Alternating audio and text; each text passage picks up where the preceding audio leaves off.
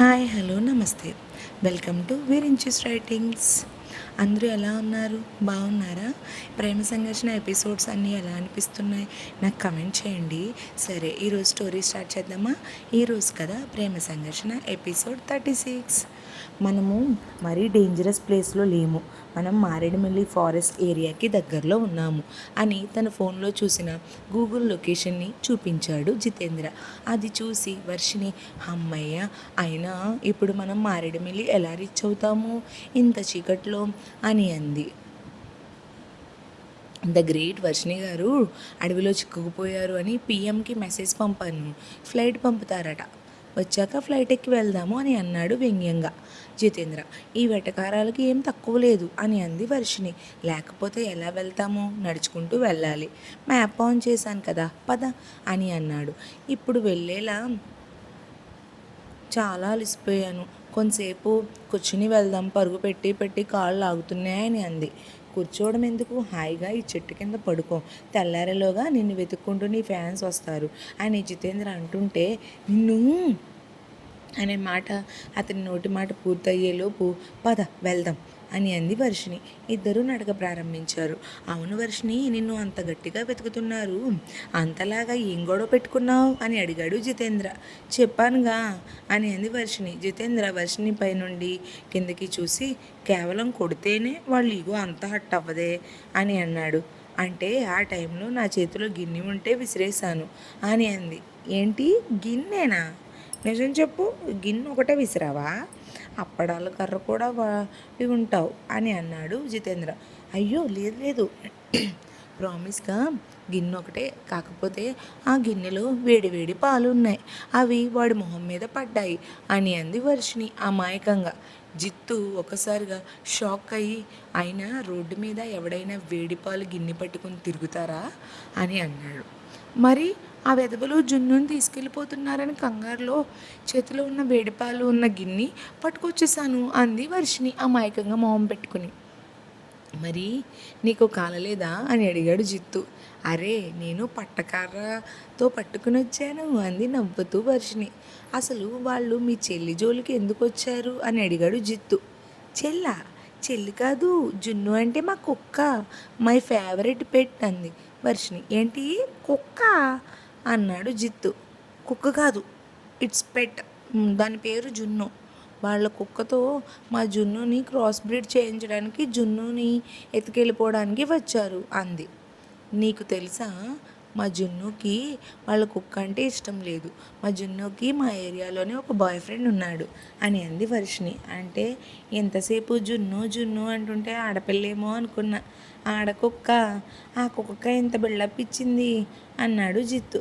అయ్యో, నీకు చెప్పేనా, కుక్క కాదు జున్ను అని అంది కాస్త కోపంగా. అయినా కుక్కలు మాత్రం జీవులు కాదా? వాటికి మాత్రం ఫీలింగ్స్ ఉండవా, ఎమోషన్స్ ఉండవా?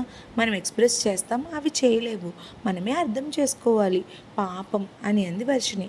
జిత్తుకి ఆ మాటలు బాగా నచ్చాయి. నువ్వు మీ కుక్క స్టోరీ, నీ జున్ను కోసం వాడి మొహం మీద కొట్టినందుకే నీ జీవితం మీద కొట్టాలనుకుంటున్నారని మాట అని అన్నాడు జిత్తు. అని బాధగా అంటూ చీకట్లో సరిగా కనపడక దేన్నో గుద్దుకుని పడిపోబోతుంటే, అరే జాగ్రత్త అని చెయ్యి పట్టుకుని కాలుకి ఏమైనా దెబ్బ తగిలిందేమోనని సెల్ టార్చ్ ఆన్ చేసి జిత్తు మోకాల మీద కూర్చుని తన పాదాన్ని టార్చ్ లైట్ వెలుగులో చూసి, బొటన వేలుకి చిన్నగా తగిలింది, ఏమీ కాదులే అని తన బ్యాగ్లో నుండి వాటర్ బాటిల్ తీసి ఆ బొటన వేలి మీద పోసి తన కర్చీఫ్ను తీసి పేలికి చుడుతూ ఉండగా వర్షిణి జితేంద్రని దీర్ఘంగా చూస్తూ మనసులో ఇలా అనుకుంటుంది. మేఘన శ్రీ చెబితే ఏమో అనుకున్నా, కానీ నీలో చాలా మార్పు వచ్చింది, నిన్ను ఇంత కూల్గా చూడటం ఇదే ఫస్ట్ టైం అని నెమ్మదిగా అంది వర్షిణి. వర్షిణి మాటలు ఏమీ పట్టించుకోకుండా, నా ఫోన్లో ఛార్జింగ్ అయిపోయేలా ఉంది, నీ ఫోన్ టార్చ్ ఆన్ చేయి ఒకసారి అన్నాడు కర్చీఫ్ ముడివేస్తూ జితేంద్ర. నా ఫోన్ డిస్ప్లే ప్రాబ్లం ఉంది, సైడ్ బటన్ కూడా పనిచేయదు, నీ ఫోన్ నుండి రింగ్ ఇవ్వు అంది వర్షిణి.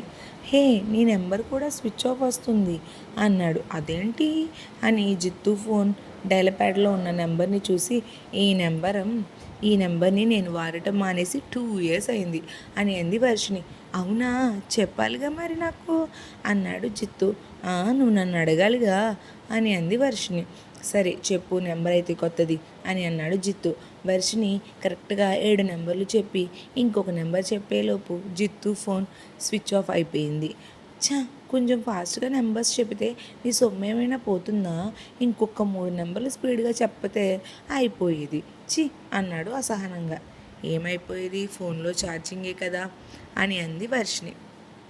అంత చీకటిలో ఆ చంద్రుని చల్లని వెన్నెల్లో కూడా ఈ జితేంద్ర సీరియస్ లుక్, వెన్నెల కూడా వేడిగా ఉందేమో అనిపించింది వర్షినికి ఒక్కసారిగా.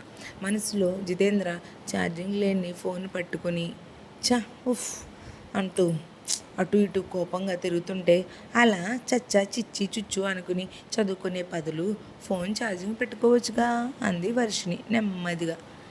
తమరు మాట్లాడకండి, తమరి నెంబరు ముందే చెప్పి ఉండుంటే ఈ పాటికి నీ ఫోన్ ఆన్ అయ్యి ఉండేది, ఎంచుక మనం వెళ్ళేవాళ్ళం అని అన్నాడు జితేంద్ర.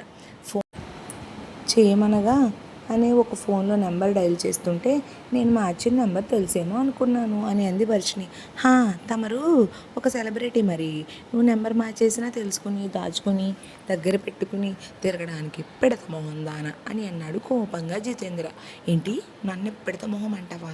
నువ్వే ఫేస్బుక్ హ్యాక్ అయిపోయి, నీ ఇన్స్టాగ్రామ్ బ్లాక్ అయిపోయి, నీ ఫోన్ హ్యాంగ్ అయిపోయి, దెయ్యాల దెబ్బ మీద ఒక్కడివే పిశాచులు తిరిగి నిశాచరుడివి నువ్వు అని కోపంగా అంది వర్షిని పోవే, నువ్వే వాట్సాప్లో లైక్లు వెతుక్కునే చింపాంజీ ఫేస్ అని అన్నాడు జితేంద్ర. ఏంటి, నాది చింపాంజీ ఫేసా? నువ్వే రాబందు రెట్టవి అని అంది వర్షిని. శనిగ్రహానికి మేకప్ వేసిన దెయ్యం ఫేస్లా ఉంటుంది నీ ఫేసు అని అన్నాడు జితేంద్ర. శనిగ్రహానికి కూడా గ్రహణం పట్టించే దరిద్రుడివి నువ్వు అని అంది వర్షిని. ఎక్వేరియంలో చేపలు పెట్టే ఫేస్ నీది అన్నాడు జితేంద్ర. నువ్వేమైనా తక్కువ? నువ్వేమీ తక్కువ కాదు, నువ్వేమో సముద్రంలో ఈత నేర్చుకోవడానికి వెళ్ళే ఫేస్ నీది అని అంది వర్షిని. అలా ఆ రాత్రి చంద్రుడి డ్యూటీ ఎక్కింది మొదలు సూర్యుడి డ్యూటీ ఎక్కే వరకు ఒకరిచే ఒకరు పట్టుకుని తిట్టుకుంటూ మెయిన్ రోడ్కి చేరుకున్నారు. ఫైనల్గా ఈ పాటికి జితేంద్ర ట్రైన్ దిగిపోయి ఉండాలిగా, కానీ ఒక ఫోన్ కూడా చేయలేదు. తను నాకు హెల్ప్ చేస్తున్నాడు అని ఆ ధనంజయ్కి తెలిసి జితేంద్రకి ఏమైనా ప్రమాదం సృష్టించలేదు కదా అని ఆలోచిస్తూ అటు ఇటు తిరుగుతూ ఉంది మేఘన. ఈలోపు వర్షతో ఒకసారి పృథ్వీ గురించి మాట్లాడదాము అని వచ్చిన ఆకాష్ మేఘన అటు ఇటు తిరగడం చూసి, ఏంటి తెగ ఆలోచించేస్తున్నట్లున్నారు మేడం గారు అని అడిగాడు. ఏం లేదు ఆకాష్, నైట్ ట్రైన్ ఎక్కాను అని మెసేజ్ చేశాడు జితేంద్ర. ఈ పాటికి వచ్చేయాలిగా, కానీ ఇంకా రాలేదు ఏంటా అని ఆలోచిస్తున్నా అని అంది మేఘన. జితేంద్ర గురించి ఆలోచించడం ఆకాష్కి చాలా బాధగా అనిపించి మనసులోనే దాని గురించి ఆలోచించాడు. నీ ఆలోచనని అడ్డుకునే హక్కు నాకు లేదుగా అని అనుకున్నాడు మనసులో. అయినా ఒక పక్క అభి శశిల పెళ్లి జరిగేలా చూడాలి, ఇంకొక పక్క వర్షాన్ని పృథ్వీని కలపాలి. ఎలాగా అని ఆలోచిస్తుంటే ఇదిగో ఈవిడ గారేమో ఆ జితేంద్ర గారి గురించి ఆలోచిస్తుంది అని అనుకున్నాడు. నిట్టూర్చాడు. పైకి చెప్పలేక ఈ బాధ అంతా మనసులోనే అనుకున్నాడు. వచ్చేస్తాడులే మేఘ, మనం ఒకసారి వర్షతో మాట్లాడి తను పృథ్వీని అవాయిడ్ చేయడానికి రీజన్ ఏంటో తెలుసుకోవాలి. వర్ష లేచిందా అని అడిగాడు ఆకాష్.